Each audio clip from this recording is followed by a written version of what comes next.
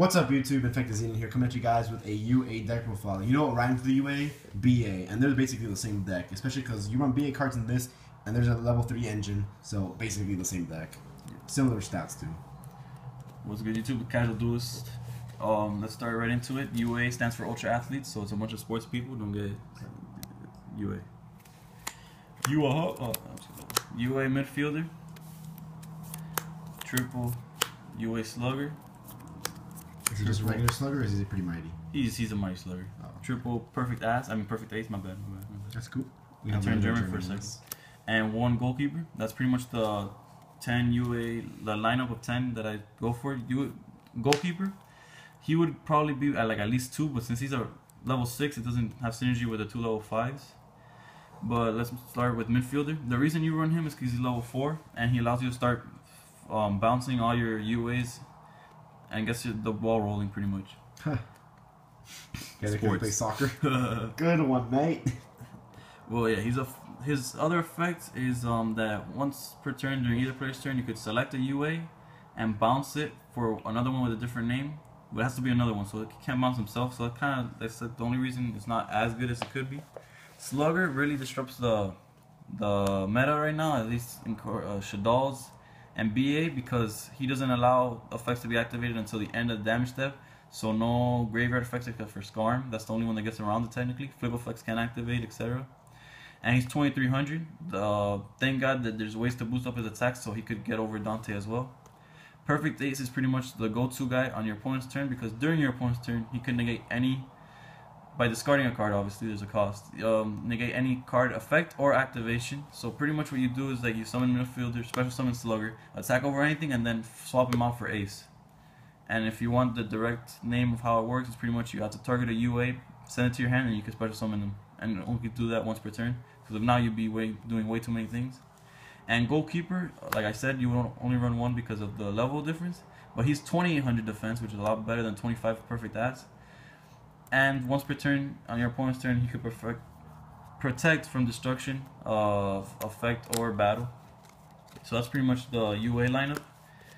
They work pretty well. They're by themselves, they pretty much work as an old school Duelist Kingdom deck that they just beat down everybody else. So thank God that they don't just use them by themselves. Then I run one Spell Striker. I used to run 2, but I put in a better engine with Tour Guide. So technically I just run him at 1 because he's a transmodified target, plus he's a tribute fodder and helps the whole rank 3 into Invoker thing. He's like a BA little one. Yeah. Then we got triple Tour Guide and Skarm. Pretty much this card just goes, if you can't get midfielder, you just go into Invoker and special summon the midfielder and then start swapping once again and doing your plays. So it's really good. You always go for Skarm first so you could get the Tour Guide's play once again. Then MVP, double Denko Sekka. I would call it tech, but technically it's just a deck on its own. Pretty much if you summon this a lot of back row and start swapping your UAs, I'm about to say BA, next to them, they just GG. It was fun. For me, not you. Excuse the dog. His channel is also in the description. Then that was it for monsters. I'm not really sure about the count, I'm sorry. But let's start with the spells. We got 3 UA stadiums. This card's so broken. If you normal summon a UA, most likely it's going to be midfielder, unless you use Stormforth for the rank, the level 5s. You gotta search any UA. 17 monsters. Yeah, 17 monsters, there you go. Thank you. Wise words for Infected Xenon. You get pretty much on first turn, you summon the midfielder, get Ace, and swap them out. Or when you're getting offensive, you go with Slugger and just run over anything. Also, when a UA special summon, every monster on the field, even if it's the Denko Sekka, which makes it really broken, they gain a permanent 500 attack boost. So imagine a 2200 Denko Sekka is just way too good. Then we have... My dog really wants subscribers, guys. Make him fucking happy. Click in the description. Triple powered jersey. Boosts up their attack by 1000. Attack and defense. And it becomes odd eyes. If it attacks a monster, any battle damage is doubled. And if they destroy a monster, they gotta attack again. It's just ridiculous. And on their standby phase, if it's still equipped, they're banished. But since they swap out, and that's where the last effect really comes in. If the monster was equipped to goes back to the hand and this card sent to the graveyard, it also goes back to the hand. So it's just ridiculous. You could pistol that. The reason I ran 2, I used to run 2, but the reason I pumped it up to 3 because Dante is really necessary to get it over with Slugger. And if you don't have the Stadium, this is your second way of getting over Dante. Then to get Stadium, we run 1 Terraforming. And to get the midfielders, we got triple Rhoda, so you technically run 6 midfielders. Also, you have Spell Striker as a target. You have technically Tour Guide as another way to get midfielder. True. Then we run triple Stormforth, which is a really good card. The reason the deck is decent, to be honest. Goalkeeper. You have 7 targets. Goalkeeper. You have Goalkeeper, Mighty Slugger, and Perfect Ace are all targets for Stormforth. And pretty much, like, if you don't got your midfielder, this is your way of summoning them. Then another broken card is double Feast of the Wild 05. You get a special summon up to 2. So at first I didn't even run this in my main deck profile. You could see it in my channel. But knowing that you can spend an up to, this card is just infinitely better. And it's from hand or graveyard, right? It's hand or graveyard. So late game is insane. It's a free level 5, rank 5. Yep. Then we run triple MST because you know it's pretty good this format. It gets rid of Vanity's Emptiness, which destroys this deck. It also negates anything. Sure. Yeah. Double Instant Fusion because of all the different things you could do with either rank 3s with Tour Guide, rank 4 with the midfielder, or rank 5s with also, and it also combos well with Feast of the Wild if you summon. Well, we'll get back to that anyways. Then my last spell is a Transmodify, which really works well with the midfielder into Ace or Slugger, and Spell Striker into midfielder. So, and then obviously Slugger or Ace into Goalkeeper, but you don't really do that one. You hold on to it in that sense. And then my only 2 traps are double Solemn Scolding.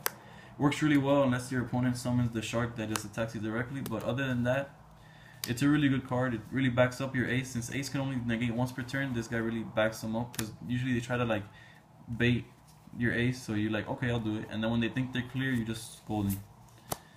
Now extra deck side. Side extra. Extra deck. Well, for extra deck we run double Instant Fusion because we got 3 targets. Either Flame Ghost for the rank 3.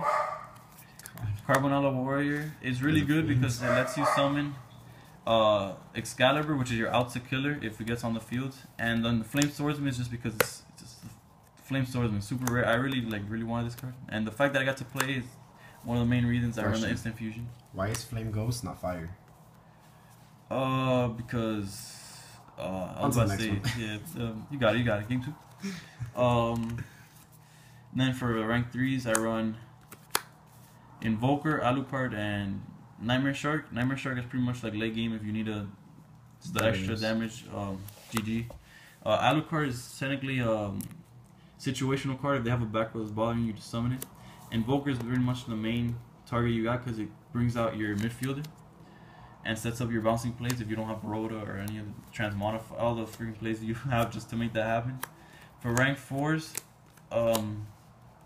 either the only way to summon this is pretty much midfielders and Instant Fusion, but the other reason is because I side hands, so there's a lot more rank 4 possibilities. 101 and Castell are pretty much staples. Excalibur is really good because of against the killer, the Alta killer, and Abyss Dweller against BA kind of like makes them go an extra mile to get around it, but it's pretty much not that good, but it wastes their resources. Then next is a bunch of 5s because of the Feast to level 5 Instant Fusion and the fact that 6 level 5 monsters are easy to get on the field. Volcasaurus is the main one you usually go into because he just gets rid of any big monsters. Tyrus is really good as well. It's all of these is pretty much situational. Shark Fortress if you're pushing for LTKs. Zen Mayo for all the set cards. Like obviously if you know your opponent's running artifacts, please don't summon this. And if you're afraid of artifacts, just go with Adrius. That he pops face-up cards, so it's good against Cliffwords. I just don't have Adrius, so I go with Mayo. Casual Willis here with casual cards. And then the last card, even though this guy's more expensive than Adrius. So casual. Forever, and that's unlimited, doesn't count. Okay. And then last is the Gaia Dragon to stack over Volcasaurus. And okay, then let's go with side deck. I run triple Fire and triple Ice Hand for the Clifford matchup and Rogue. It really works against Rogue. Satella Knights also have. Then we run D-Fisher and Macro. It doesn't really hurt your deck at all. You don't, obviously you side out like the whole tour guide thing. Well, you don't have to cite it out, but maybe like take out the Scarring play because it's really irrelevant. Then 2, just because I only have 2. Curse Seal, the Forbidden Spell. As you can see in my deck, I run a lot of spells, so it's never like really dead. And against Shaddolls and Clifford's is really good. Then we got triple Shadow Imprisoning, because every deck this format apparently is dark, so Clifford's came out, but that's why you have this. And Soldiering pretty much goes together with all of this. Just negate their graveyard effects. And last but not least, Bottomless. It might be a third Curse Seal, but so far Bottomless is pretty good against Clifford's and everything pretty much. Just banishing their Virgil would be an example for BA. Clifford's all of them. And Shaddolls, you know, the Construct or Windows. Well, I don't know, no, not Window. My bad, I'm casual. I don't even know how to play them. Constructs, so. House of Dragons, Raidens, etc.